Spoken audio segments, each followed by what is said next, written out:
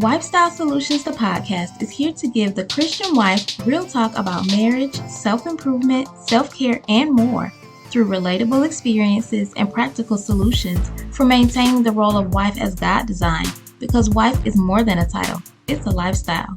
I'm your host, Ashley Smith. Let's get into this week's episode. Hey, Wife Tribe. Thank you for joining me for this week's episode of Lifestyle Solutions, the podcast. The title of this week's episode is My Husband Did Not Come with Instructions. Our first topic, your husband is not your boyfriend. So when we get married, we have these expectations of our husbands, and we don't always understand that the pressure that husbands feel changes. So their responsibility changes from being a boyfriend or fiance to being a husband. So the things that they have to now think about and consider on a day-to-day basis has drastically changed. He is solely responsible for providing for you and ensuring that you're safe and you're cared for and you have everything that you need. So that pressure that husbands face is something that as wives we just can't really understand how that changes their perspective on life. In addition to that,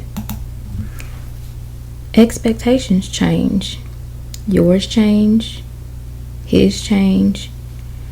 So what you have to do at this point is discuss, what are your expectations now as being a husband and being a wife?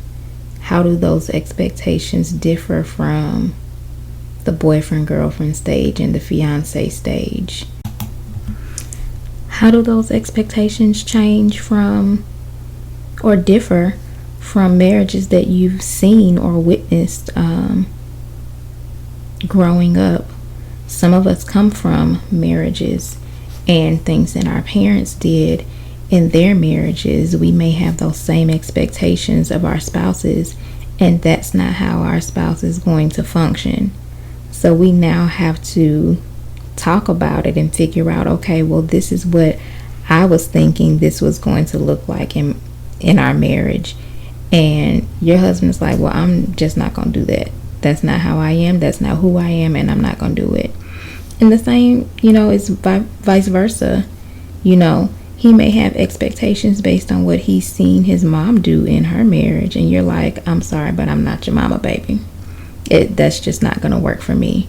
So you have to really come together and decide what those things are that you thought you expected, or what you did expect, and how they differ from what your reality is going to be.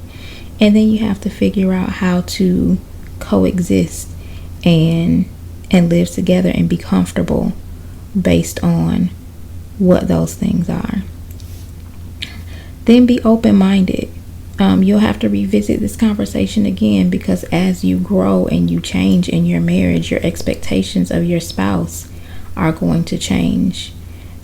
His expectations of you are going to change based on, the dynamics of your relationship. Careers change. Sometimes children are brought into the picture. And life just happens. So you have to navigate those changes. But all in all, you have to understand that who your husband is different than who your boyfriend was or who your fiance was. And we have to be compassionate as he's learning to navigate this new responsibility. So Ashley, you're telling me my husband didn't come with instructions, so what do I do? You study him. Study your husband. Get to know his likes, his dislikes. Observe him and really pay attention. What I had to do as a new wife was really pay attention, because my husband's personality at home was much different than what it was when we were dating. He and I didn't live together before we got married, so we are pretty traditional, but it took some adjustment for me, because who I was accustomed to seeing out and with friends and among people, James is really outgoing and he loves to have fun. And in those moments when he just wanted quiet, I didn't necessarily have to be around. We didn't live together, so he had his space, I had my space. We were cool. We check in. We are both working professionals. We're both educators. So we check in at the end of the day, talk for a little bit. And, I was working on my master's when we were dating. He was busy working on some endorsements and certifications. So we were really busy. So while we knew each other and could understand each other, and when we got married, things were just a little bit different, and different in a way that I didn't expect. And that's okay, but I had to adjust. So like I said, James is really outgoing. He loves to have fun. And at home, he really is very quiet. So initially, I thought that, like, what is wrong with you? Like, are you okay? Like, what's going on? Like, is something wrong? And I took it personally because he's normally in this quiet mode, but I didn't normally see that because we didn't live together. So I had to learn to observe, pay attention, and to get to know him as my husband and not just my boyfriend or my fiance. Paying attention to the little things, the things that kind of nag him or annoy him. Even when he's not saying a word, he is speaking to you loud and clear. It's just a matter of whether or not you really want to pay attention. Think about what he does in his free time. If he were to get an hour or 2 hours to just completely do whatever he wanted to do, what is he going to choose? So for my husband, that's working out. If he gets an hour, 2 hours, if he gets 30 minutes, he's going to figure out a way to get a workout in. And that's okay. That's great. That's what he likes. I had to learn about, different things that he dislikes, things that annoy him, things that he might nitpick over that I might not. And then the last thing here is create opportunities to appreciate him. Getting to know your husband, like, no, they don't come with instructions, but you can still learn how to be his wife. So create those opportunities. In the paying attention, learn how to speak his love language. Naturally, we speak our own love language. So you want to make sure that you're making the effort to go the extra mile to speak your husband's love language. If you don't know what I'm talking about with the love languages, the 5 love languages are originated from a book written by Gary Chapman. Research it, go to the website, 5 love languages, and it really is amazing, and it will transform how you communicate with your spouse and how you can better understand yourself, how you receive love, how you give love, but also the same for them, how your spouse best receives and gives love. And last but not least, our last topic for the day is our wife hack. So I'm going to encourage you wives to just let him be. Let him be.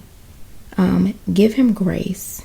He has had to learn how to be your husband. As a wife, you've had to learn how to be his wife. whether this is your first marriage, or if either of you have been married before, you've never been married to each other before. So you have to give each other time and space to learn each other. Give each other the grace to grow into each other in this new space and who you are and how you are together. Erase the fairy tale image. I know I had an image of who I wanted my husband to be, and my husband is absolutely amazing.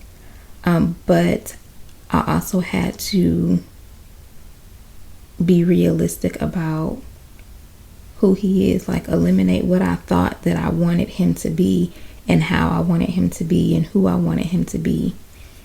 And I have to allow him to be who he is. He's the man I chose, and I have to be comfortable with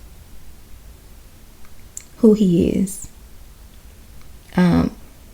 Stop comparing your husband to other husbands. He is uniquely yours. You chose him. I believe that God created him just for you, and he created you just for him. Appreciate who he is. There's always going to be an opportunity for you to compare your husband to someone else.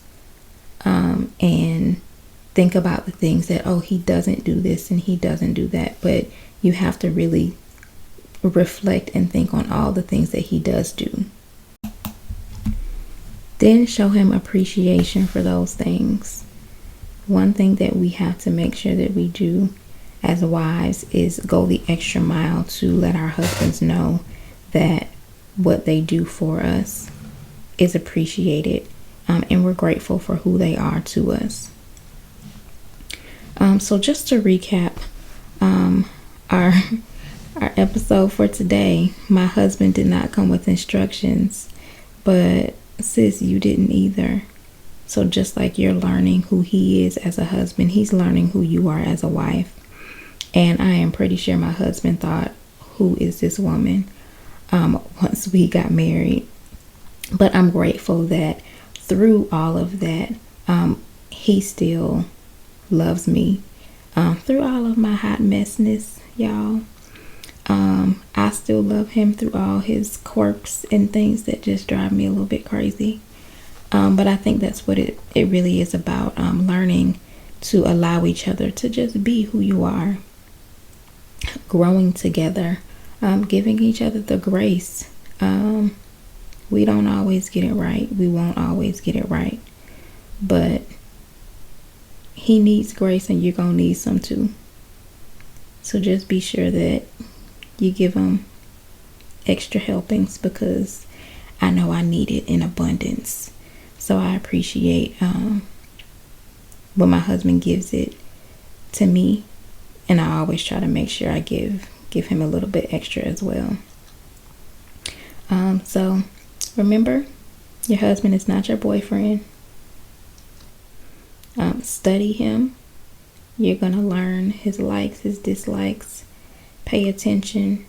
And then let him be and grow into the man that he is supposed to be for you. And let God do the rest. It's up to him to do the fixing. It's not up to us. Thank you for joining me today. Thanks for listening to this week's episode of Wifestyle Solutions, the podcast. You can follow us on Facebook and Instagram at Wifestyle Solutions for more inspiration and more solutions. As always, subscribe to the show to catch every new episode, and leave us a review so we can continue to bring you fresh content about how to live your lifestyle God's way, because wife is more than a title, it's a lifestyle. See you next week.